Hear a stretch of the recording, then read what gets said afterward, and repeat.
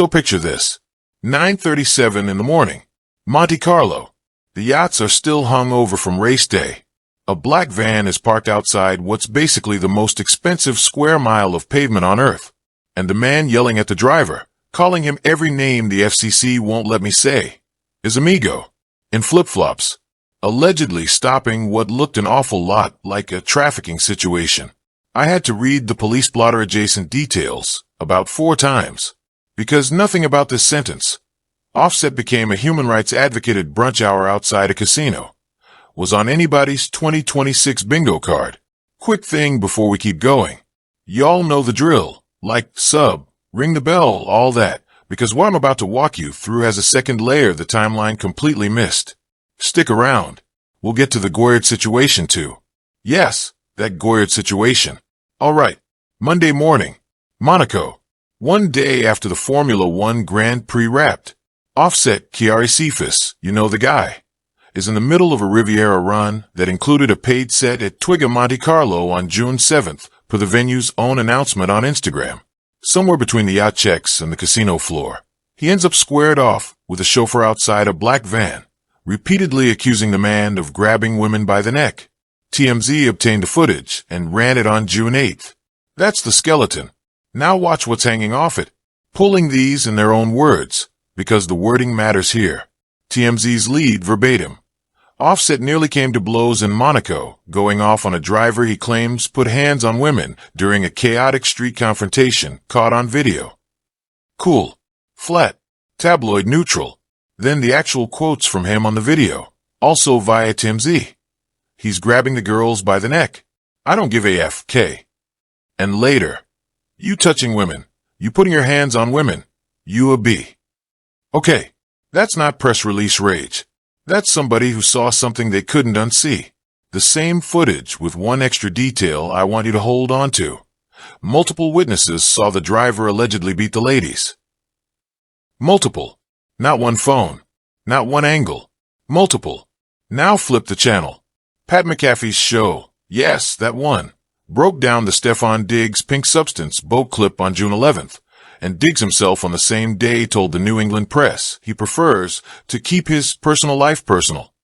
2 men. Same week. Both standing next to women in viral video. Completely different optics. That's the thing nobody's actually sitting with. So let's stitch this. Because the calendar tells the story. Man's with Cardi confirming what everybody already suspected. She's pregnant with her 4th child. Diggs is the father. June opens with the Monaco Grand Prix on the 7th. The F1 weekend vessel arrivals hit 500 boats on race day, which, if you've never been, is roughly the population of a small Caribbean island bobbing in one harbor. Offset performs at Twigga that same night. The 7th, reportedly a check that, let's just say, could buy a small Caribbean island. Monday the 8th, 9:37 a.m., the van incident. Tuesday-ish, the Goyard pictures hit Diggs's grid. Pink bag. Arms crossed. The pose. Wait, hold on. Let me back up, because this part's the part. Both incidents happened during F1 Afterglow. Both involve women in compromising public optics. Both men are publicly tethered to Cardi B. One's the estranged husband fighting a divorce that Cardi herself called not peaceful. The other's the new boyfriend, the father of the unborn baby. And inside 72 hours, the husband ends up looking like a knight, and the boyfriend ends up clapping back about a purse. You couldn't script that. Well, somebody could. We'll get there. 3 things I want you to look at. Real close. That timestamp. 9:37 a.m. local. Not 2 a.m. Not after the club hours. Mid-morning. In Monaco. That's commuter time for the staff that services the yacht class. Drivers, hostesses, cleaners. It's also exactly the window when overnight arrangements from Grand Prix weekend get reshuffled. Offset's outburst happened at the precise hour when the trafficking infrastructure that everybody pretends doesn't exist in Monte Carlo would be most exposed. That timing isn't random. That's the seam. The towel guy. Rewatch the TMZ clip, and you'll catch it. A man wearing only a towel appears to throw the driver to the ground. Who's in a towel at 9:37 a.m. outside a black van? Somebody who was in the building the women were trying to get out of. He came down, in a towel, to help. That's not a bystander. That's a witness with a vested interest, and not one outlet has named him. Diggs's actual reply. The viral one. Somebody DM trolled him. You ain't even trying to be a man no more. What's up with the poses? His clapback. It's bothering you, huh? Then another, where fans said, you losing me, fam. Diggs. Why the F.K. I had you in the first place? And the one that's killing me. Somebody said, happy pride. Diggs. You got high-top dreads and stop wearing sports bras to hide them. You know we can still see them. That is a flirt. That is not a defense. That is a flirt. He's having fun in there. That tells me he's not in crisis mode. He's in mode. He's enjoying being in his bag, Pink Goyard included. Here's where it gets weird. Same week, 3 completely different paint jobs. TMZ framed Offset's outburst as a chaotic street confrontation. Neutral noun, lets you decide. They didn't sanctify him. They didn't trash him. They let the verb claims carry the legal weight.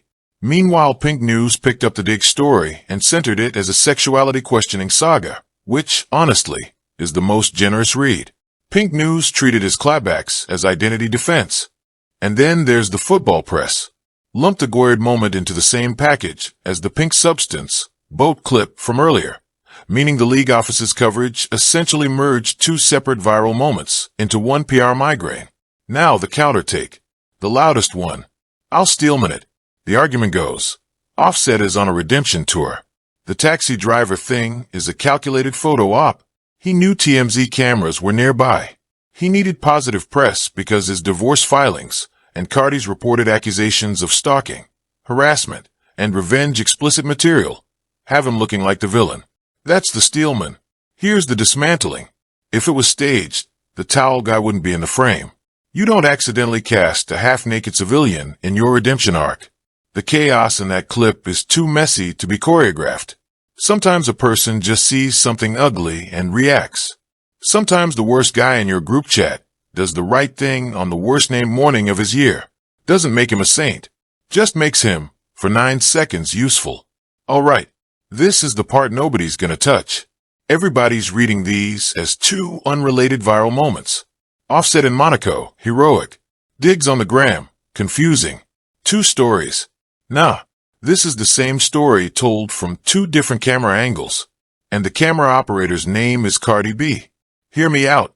Cardi has been the most strategically silent woman in hip-hop for the back half of this year. She announced the pregnancy on CBS with the cleanest rollout the industry has seen in a decade. She's filed and refiled divorce paperwork against Offset that's now bleeding into year 3. Offset reportedly agreed to terms a year into the process, which means he's the one who needed it to end faster than she did. That's the leverage Flip the Press hasn't named. Now, same week, her ex is doing damage control in Monaco. Her current is fumbling the aesthetic on Instagram. And Cardi is on world tour, gestating, completely off the discourse. That's not a coincidence in the spiritual sense. I mean, sorry, scratch that. That's a banned phrase. Let me say it plain. That's design. Or it's the universe doing free PR for a woman who's earned a little free PR. The Diggs clapbacks aren't about Diggs's gender. They're about Diggs realizing he just inherited Cardi's entire media exposure portfolio without the PR team that comes with it. He's been a wide receiver his whole adult life. Now he's a tabloid principal, and the learning curve is steep enough to file taxes on. Offset, opposite problem. He's been a tabloid principal since 2017. He knows how to read a crowd. So when a van full of distressed women rolls past him on the wrong morning, his instincts kick in. Not because he's deeply moral. Let's be real. The divorce filings argue otherwise. But because he spent 8 years learning what a camera wants to see. That's the split. One man is a media veteran reacting on muscle memory. The other is a rookie posting his first thirst trap. Same week. Same orbit. Same woman in the gravitational center. Y'all wanted hip-hop's next chess match. This is the board. The opposition will say, you're reaching. This is 2 random stories. Reach. Look at the dates again. They'll say, Diggs is just being himself. Leave him alone. Sure. And himself, right now, is publicly outranked in masculinity discourse by a man on his 4th lawsuit. That's still part of the story. They'll say, Offset doesn't get a halo for one good morning. Agreed. Nobody handed him one. The internet did. There's a difference. They'll say, Cardi's not orchestrating any of this. She doesn't have to orchestrate it. She just has to be the only adult who said nothing while two grown men spoke for her this week. That's the read. Take it or leave it. But you came here for it. Watch how this lands. Inside the next 2 weeks, expect TMZ to drop a follow-up identifying the women in the van. If they're sex workers, the Offset narrative complicates. He stays heroic, but the trafficking angle gets quieter because outlets get squeamish. If they're tourists, the story gets reframed as a Good Samaritan Migo piece and runs the late-night talk show circuit by July. Either way, Offset's redemption arc just got a chapter the divorce attorneys cannot easily counter. Don't be shocked when Diggs deletes the Goyard photo by month's end and replaces it with something football-coded. The clapbacks tell me he's enjoying the heat right now, but the Patriots PR people don't enjoy it at all. NFL.com already noted the team will handle the boat video matter internally, which is league speak for, we'd love it if you stop posting. Something quiet will give. 5 years out. And this is where the residue gets interesting. The Monaco moment becomes the clip Offset uses in the documentary. You know there's gonna be a documentary. There's always a documentary. And in that doc, this 9-second confrontation becomes the redemption beat that sells the whole arc, regardless of how the divorce actually finishes.